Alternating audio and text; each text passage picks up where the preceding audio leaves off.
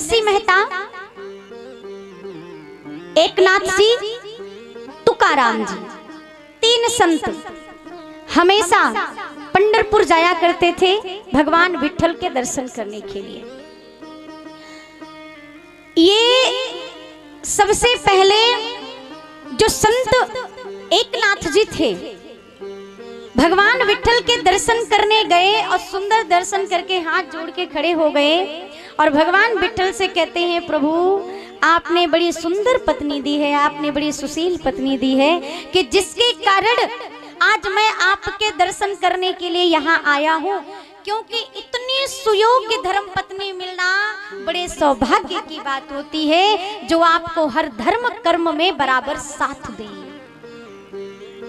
आपने बहुत सुंदर हमारी धर्म पत्नी दी, जिसके कारण मैं धर्म के मार्ग पर निर्विघ्न होकर के चलता। और बिल्कुल जिष्ट उनके पीछे संत तुकाराम जी खड़े हुए थे। वो कहने लगे, प्रभु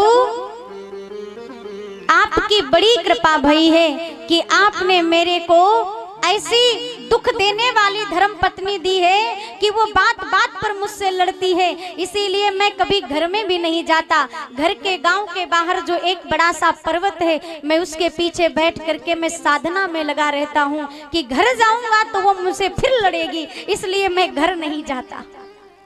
अगर कहीं अच्छे दे देते तो शायद मैं आपका भजन नहीं कर पाता।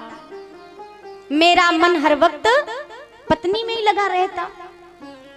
आपकी बड़ी कृपा है। एक कह रहा है कि प्रभु आपकी बड़ी कृपा है, इतनी सुंदर पत्नी दी। एक पीछे से कह रहा है, प्रभु आपकी बड़ी कृपा है कि आपने इतनी मेरे प्रतिकूल पत्नी दी कि जो मुझे दुख देती है, जिससे मैं आपकी भक्ति कर रहा हूं। तीसरे पीछे सबसे खड़े थे नरसिंह मेहता।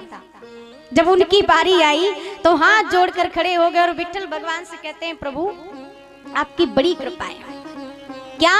क्योंकि मेरी पत्नी का मरण हो गया, जिसके कारण मैं आपकी भक्ति कर पा रहा हूं।